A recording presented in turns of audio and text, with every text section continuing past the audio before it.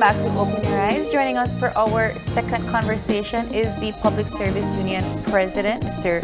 Dean Flowers. Good morning, sir. Good morning. And Good of morning, course, we're having a deep dive conversation on the possible impacts of the Semi-Autonomous Revenue Authority, SARA, on the tax department employees. Good morning, sir. Good morning, and thanks for having me. Good morning, Belize, and looking forward to see if we can make sense of the proposal.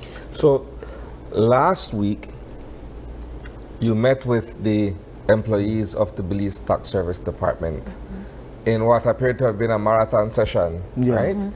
To go over the immediate concerns that they had. Coming out of that particular session, what would you say was the most important point that was being raised from their end? Okay, so from the employees end, of course, it has to be what happens to me. What happens to me? Several of these employees would have recently suffered a quote-unquote best fit scenario in 2019, and as far as I'm aware, that amalgamation process which brought the Income Tax Department and the Belize the General Sales Tax Department together continues.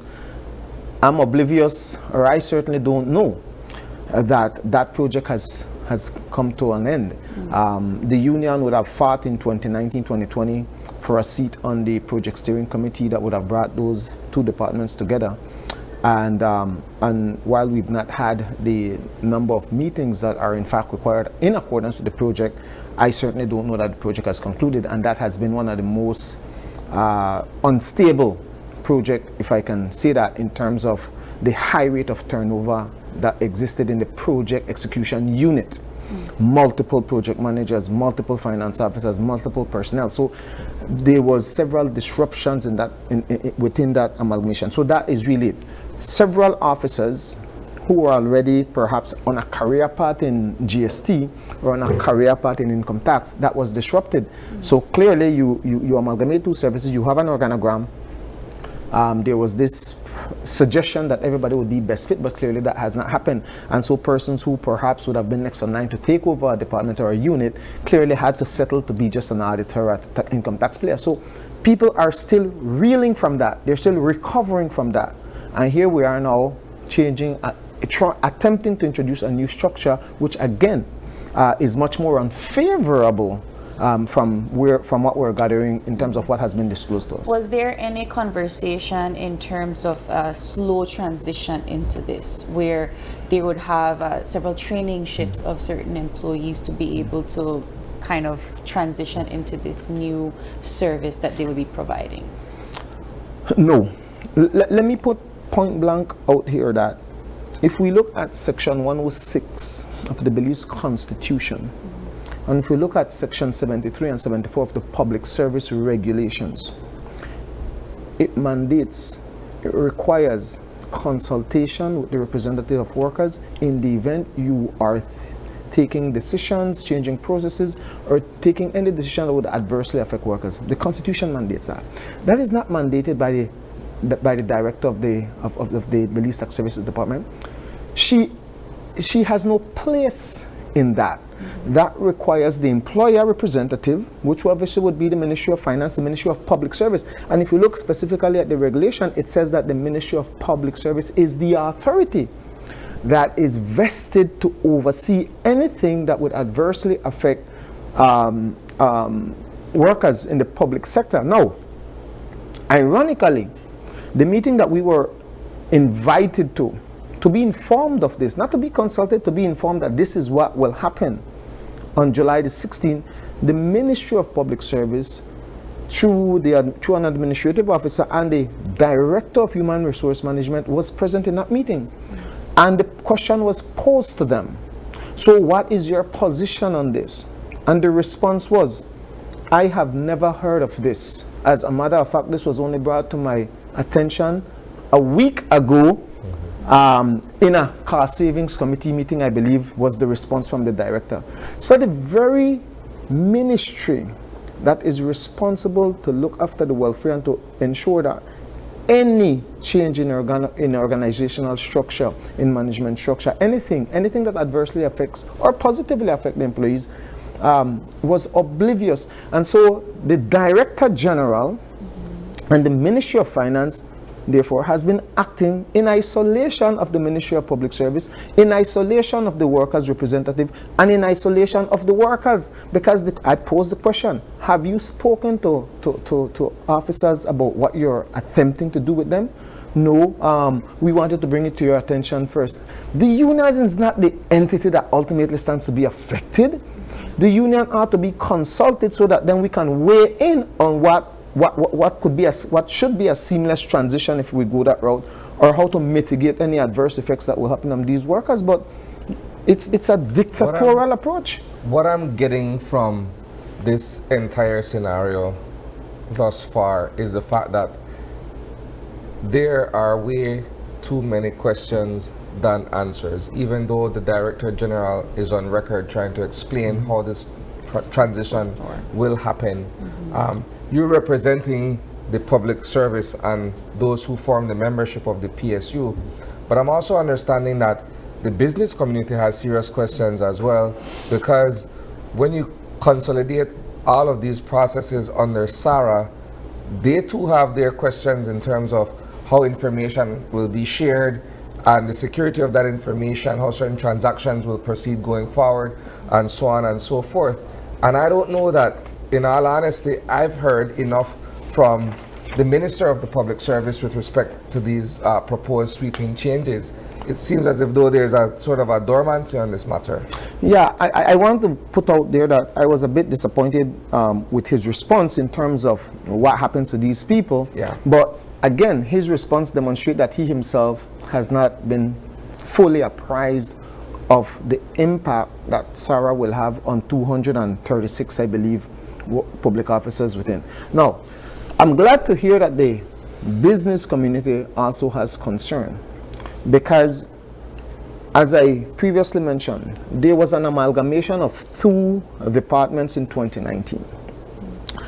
What was the purpose of that amalgamation? We were told that there was duplication of efforts across the GST and income tax.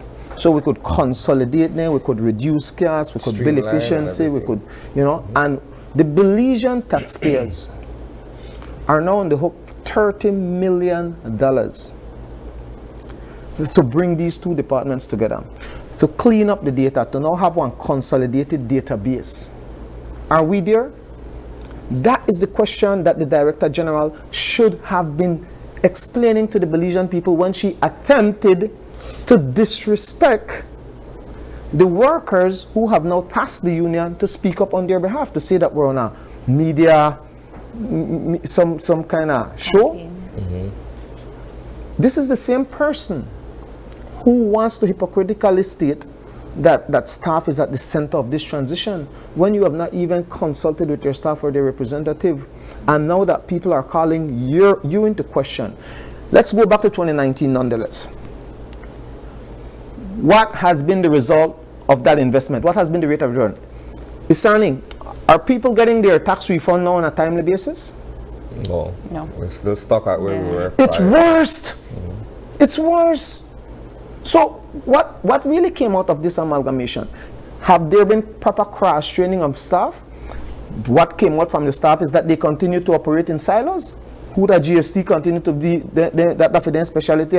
And I asked, but wait, part of the amalgamation was to be an extensive cross-training, did not occur.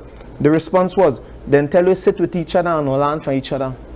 No proper structure, nothing. Yeah. So I'm challenging the management team. I'm challenging the Ministry of Finance. Come out and tell us what has been the result. I'm challenging them. Ask the business community, is registering your business now easier? Is interfacing with the database now easier? Is compliance most easier? Has Belizeans achieved a reduction in the cost to collect, thereby increasing our revenue flows for better public service in health and education? Have we instead created an inflated Belize Tax Services Department with another layer of top management, creating anomalies across the public sector, not only in the management structure, but also in the IT structure. All these people are not paid on the same grade as their peers in the wider public service.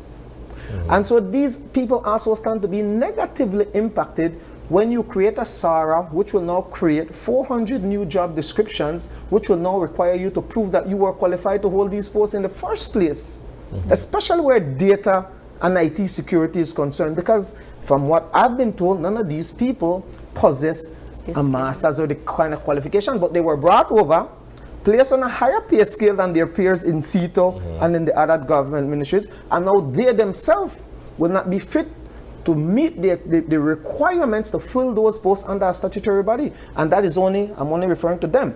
But therein lies the primary concern of the business community, is that these very same individuals will be tasked with handling sensitive information that has to do with their respective businesses.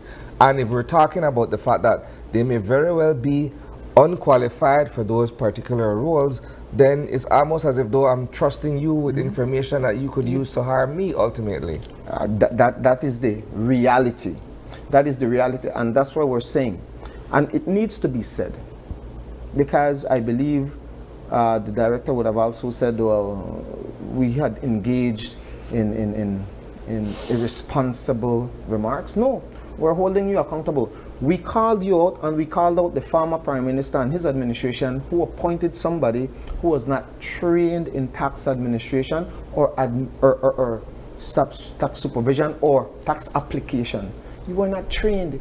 You're an IT specialist, and yet you were brought in, created an anomaly where your pay scale is concerned, to amalgamate two tax departments, and then to further complicate that misfit. This administration would have issued, I believe, 2 contracts already to somebody who was not fit for purpose. And that's a fact, since they want to speak facts. You don't know what it is like to run a tax department. A bad decision was made. We need to now ask her, okay, you oversee this amalgamation.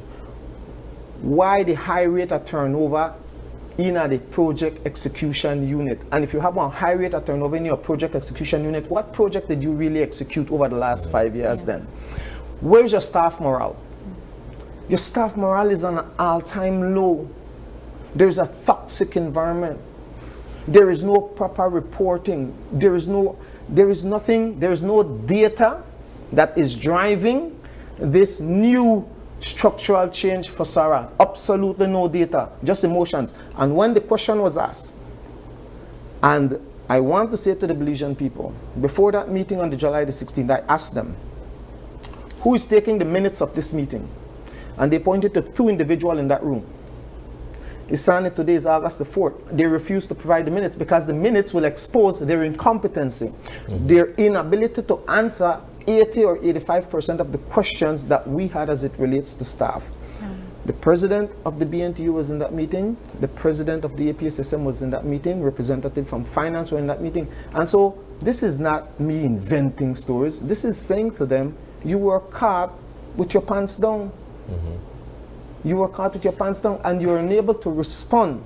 And that's what we're calling for, accountability of what happened in the amalgamation in terms of successes before we even start talk on statutory body. Shouldn't they perhaps have brought in a technocrat of some sort, or a consultant for argument's sake, who specializes in this type of thing, that would be able to put together a proper structure for them to be able to amalgamate seamlessly? Shouldn't that, and of course, monitoring and evaluation aspect that looks at how this process is being rolled out and the effectiveness of it. And with all due respect again to the Director General, there were competent people inside those 2 departments. There were competent people inside those 2 departments who were overlooked. And so the requisite expertise that was necessary to first of all oversee the amalgamation and, as you rightly said, monitor, evaluate, measure. Let's see where we're going, that did not take place, has not taken place, and now they'll say, well, we want transition to SARA. And I have to put this out there.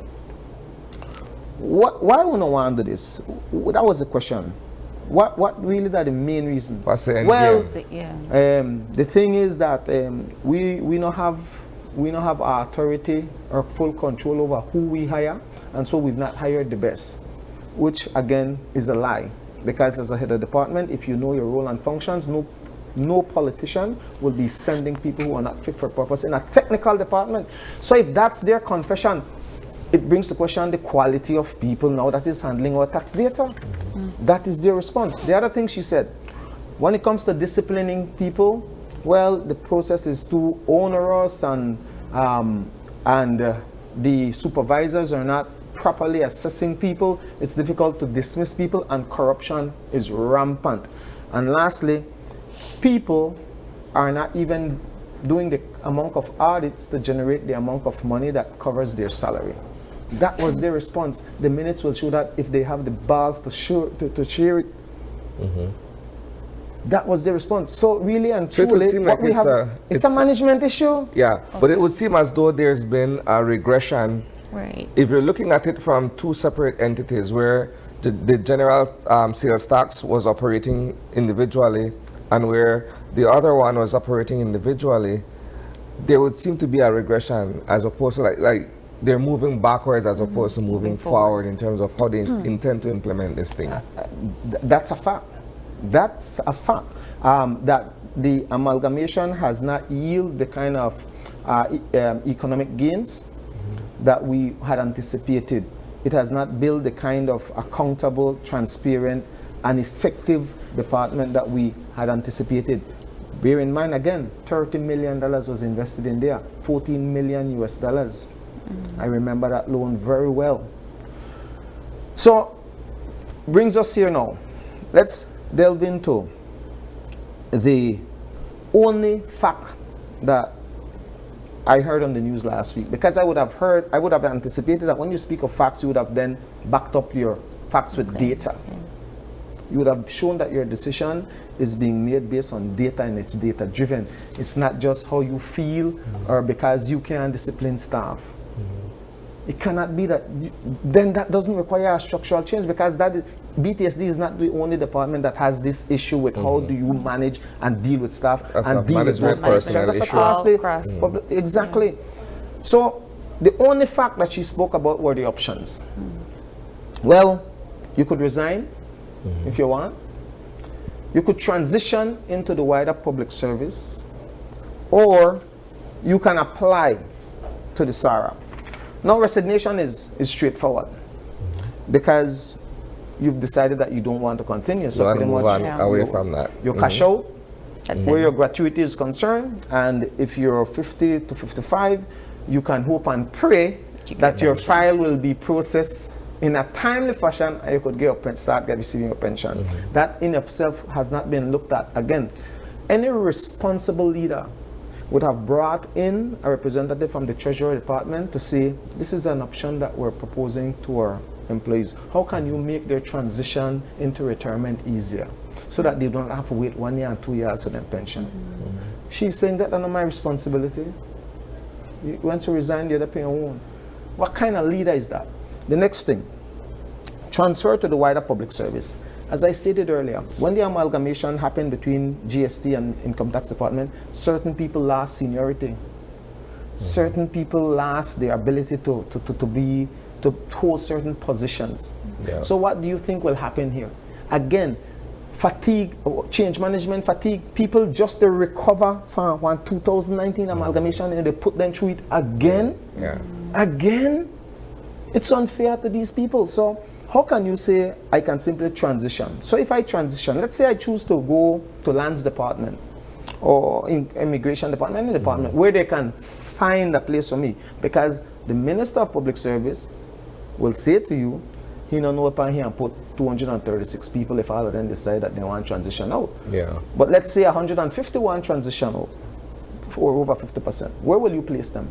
And if you place them in a department that has no use for their skill set, then clearly You know, waste time. Then going to waste time, and you have to reskill, retrain, and you lose all that investment that is made into these people. But more so, some of these people were placed on certain pay scales that might not fit within the new ministry. Yeah. Right. So you'll have to find a pay scale or a point on a pay scale that closely matches their salary, which could pretty much cause them to go on a lower pay scale while keeping the same salary. They lose money.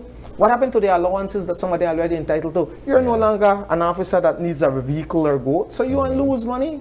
So it's not simple that you just transition out and everything remains normal. No, you lose your seniority, because if you're not fitting, if the organogram not have one position for you as a senior, then you lose seniority. You become a clerk, as happened with the company's registry, deputy director. I believe it was. Become a regular person. You lose your specialized roles. You lose allowances and pay scale, and then you don't know where the hell you're going. And does this mean we have to transfer you to Curacao or Rinjwap? Because all of us can't stay at Belize City. We only have so much space. All of us can't go to the Auditor General Ministry. So that's the reality. So and that's in the case of the auditors. No, remain in SARA. That's the final option. But if you remain in SARA, they're saying to you, you have to resign or apply. And if you get a job, you resign, because, of course, it's a risk. Because if you resign, and I don't know how they'll do it, but they'll say to you, son, you want to remain here as an auditor. Your term in public service is coming to an end. So you have to resign. And you have to now attend an interview for a job that you already hold. Yeah. Okay. So Isani goes to the interview. And the interviewing panel is not impressed with Isani. What happens to Isani? Well, we can't give you one auditor role, Isani, but maybe we could give you a lead clerk role if you got push paper. And now your whole salary structure, your whole life come tumbling down, because now you have a mortgage. And you know, of course, they answer, well, you're getting a lead payout, but what if you don't have 10 years? Well, guess what? The undersecretary said, they don't have no vested period. The government is under no obligation to pay them anything, even though the Labour Act itself calls for payment after 5 years. This is how cold, insensitive these people are. And they need to be called out and held accountable. So now, if I can finish this point here, now they're saying, well, with the talk to the Ministry of Labour and the Ministry of Finance, we say, if we could give them something. You put people out, you should have had an exit package that is better than what is in the Labour Act, or better than what, or as equal as what is in the public service regulation for these people who do not have a vested period in the public service, that you to put them out. No fault of theirs. So it has to be much more, the package has to be a little bit more lucrative. Attractive to incentivize these people to either stay, for those who want to stay, or request to leave. But all three options will put people, or most people, in a worse off situation. And that is the fact, and that is the truth, that they don't want the people to So all things considered here, let's look at the proposed rollout for SARA, because I've been hearing that December is part of what the timeline would be. But it doesn't seem, my opinion, that everything has been thought out properly for this to even be rolled out effectively come December. Absolutely not, Isani. Like I said, I think the first thing that we need to do is assess the amalgamation. Secondly, rolling out SARA. December cannot be your projected timeline. And now, the fact that we're now questioning this, they're going around saying to staff that it is now April 2026. But even so, it's not enough time. It's not enough time for us to really assess what has occurred in the amalgamation, and it's not enough time to ensure that we'll get the quality of people and what this could possibly cause. And not would possibly cause. The exact same thing will happen with the amalgamation. We'll see a SARA that increases in size from 236 to 400 people. So clearly, you'll have a bigger overhead costs, administrative overhead costs. That means now that you'll draw down money that is now earmarked for education and health and other things, because now you have to the wage bill once again. But where is the numbers? Where is the projection? Where is the economic analysis that says the cost to collect will go down, revenue will increase by 50% because staff alone will increase by 40%, and these are just wages at the current rate. Now, one of the incentives is that we will have our own pay structure, so now get more money. So we look for a significant increase of this, I believe $9 million right now in emoluments alone for these 400 people, so that could balloon to perhaps $20-25 million. Where will that money come from? To the And best public service to will the best suffer. of your knowledge, has there been a cost-benefit analysis Absolutely to look not. at that? Absolutely not. I sent the Director General an email. I said to her, thanks for inviting us to this meeting. Considering UNO had nothing to provide to us other than to say to us what UNO want to do in clear breach of the Constitution and in clear breach of the regulations, can we look at some data? And we requested the tax gap analysis. We requested, well, you're going to economic analysis, some projections to see how this thing will work. How will you address the informal sector? How will you address the problem of tax evasion? How will you take the same department that is not functioning well, hire back the same people, and think you want change overnight? You think, what are you doing? You can't just create change by changing the management structure. Impulsively. Yeah. It's foolish. So we said to her, yo, we want minutes. We want any data that drive this process. This was her response. She speaks of rhetoric. Nothing in the response, not even the minutes she was able to provide. And as it relates to the other data, what she spoke with the data. But wouldn't some of these transitions and so forth would deeply harm the taxpayer at the end of the day? So that comes to my next question in terms of why we, as ordinary citizens that are not part of the tax department or don't work there, that are employed there, how would this affect us? All right, so let me get to that.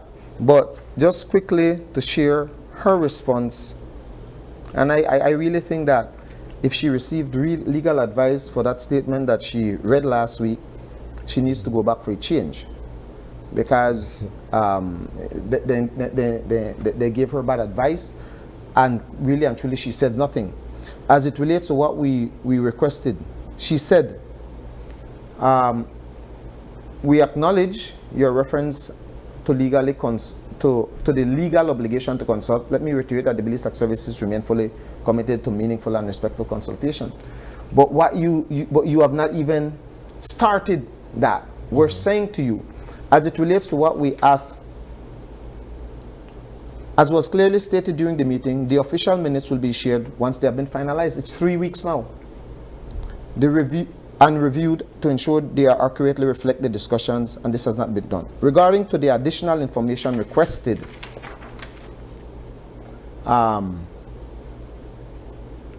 quickly, they will be sharing these and relevant materials as appropriate. As appropriate. But even if they want to share what they believe is appropriate, nothing has come to help guide this conversation. Now, the Belizean taxpayers, how will they be impacted? Well, they're already being impacted. Businesses can't get their GST refund because they couldn't get it right where the amalgamation is concerned. PAYE employees for past 5-6 years can't get their refund. I used to get my refund in less than 6 months. I'm a government employee. So I could tell you that I used to get my refund. Now we hear the teachers can't get a refund. We hear the private sector people and can't get a refund. When it comes to registering and interacting with the new database, you can hear the complaints from the business sector. You not get no response. I myself is a victim of that, and I would have written the DG, or I would have spoken with her personally. I send no an email for give me my login information. Who is monitoring these systems? Nobody, because I could speak from personal experience. And the minutes of course, the project steering committee meetings will reflect that it has not been a seamless amalgamation of services. And so we're in a mess where the amalgamation is concerned, and here we are now wanting to transition to SARA because management can hold accountable the employees. No real data-driven decision making is happening here, just based on emotions and how I feel about you. And you know what? Maybe an answer to everybody, I could fire you quicker. Do you think, and this is my final question for you, Dean, do you think that anywhere in this entire system, I refer to it as such, that it would create room or space for certain aspects of this operation to be farmed out to private entities or what have you? Well, of course. Well, one, the minute you take a government department and you put it under a board, then that legislation gives that board full authority to execute. And so there could be further outsourcing of services, from BTSD. And like I said, the impact of this will ultimately be felt by the Belizean people, because now, rather than all these revenues, and of course they will use this, they will see that all the revenues will continue to be channeled into the consolidated revenue fund. And while that is good, the reality is we don't know what provision will be in the legislation fit what comes out. And so no doubt in anybody's mind, just on what has been presented, we're expecting the cost to balloon, if not triple. And I'm looking at a triple digit here in terms of running this thing. And if your service out to be able to now accommodate, again, how are boards appointed? They're appointed by the Prime Minister. It's political appointment. It's a political appointment. So this is your largest revenue generating department. My fear is, if it creates this room for there to be outsourcing of certain aspects of the operation, then you're looking at the likelihood that it could be farmed out to a crony. Certain critical aspects of this could be given to a company who has no experience or no knowledge how to handle the magnitude of work and what have you, and it's our taxpayers' dollars that will be paying that person, private or business or otherwise, that are going to be affected. Let me caution the Belizean people. Let's look at the statutory bodies that exist. The biggest slush fund, the BTB, no accountability. So you want to take your biggest revenue generating authority, turn it into a statutory body when you already have one cash cow called BTB, where the whole concert and can even give a financial report, funding schools, streets, all kind of thing, and do not come and say, in accordance with the law, these are the financial statements. The trouble we look for Isani, and the Belizean people need to understand that while that the structure, the systems are not in place to facilitate this kind of transition at this point in time, right? You need to ensure that you fix what is currently broken. You can't fix whether or not they measure, whether or not they assess. You can't fix that. So we have to fix these things before we do this type of transition. We got KHMH, which has turned into a nightmare for those workers. And this is one of the things that we have to safeguard now for these employees, that they don't lose their tenure. You're saying to me, after 25 years of being in the tax services department, that I won't lose my gratuity or my pension. Well, guess what? You're putting a brakes on my ability on the ability of my pension to continue earn. So that not like if I want to get my pension money up front, I still have to wait till I'm 55. So if I started at 20, I'm now 45. I have 25 years in a Belize tax services department. 25 years, government want to put that pampas till either 55 or 60. What happens to that? Who will use that money? Why can't my money be invested so that it can be generating 6 or 7% interest? And also, when I cut off that 25 years, I want my new pension to kick in so that I do not lose, because I will ultimately lose, or I want to end up like KHMH, no provident fund can start. I want to end up like Baja, no pension scheme exists. We could go to the library services, another failed statutory body, because it has not yielded. You have the statutory bodies like PAP, like NICH. These places don't provide the kind of economic benefits that currently these people enjoy at the public service. So we have a duty and an obligation to learn what we did, not necessarily what we did wrong when those statutorization occurred, but the gaps that we now identify we needed to close. So that is what we want to do, to say that no, we have to protect the people that we represent, and we also have to ensure that we sensitize the Belizean public that you also will suffer if this goes wrong. You will suffer seriously if this goes wrong, because once there's a shortfall in revenues that what we're currently earning, that tax difference has to come through loans or in a greater tax implementation. Well, Mr. Flowers, this has been a very insightful conversation. We definitely will keep an eye on this topic. As you rightfully mentioned, it does affect every single one of us. So thank you so much for your time, and we hope that you join us back for more of this conversation. Thanks very much. Always willing and available to share the facts as they are calling that we share, and I hope that they will challenge any of the facts that we would have discussed this morning through meaningful dialogue, conversation, data, whatever it is that they believe they can present back to the Belizean people. Thank you very much. Perfect. Thank you so much. We're going to take another quick break, and we'll be back with more Open Your Eyes. Don't go away.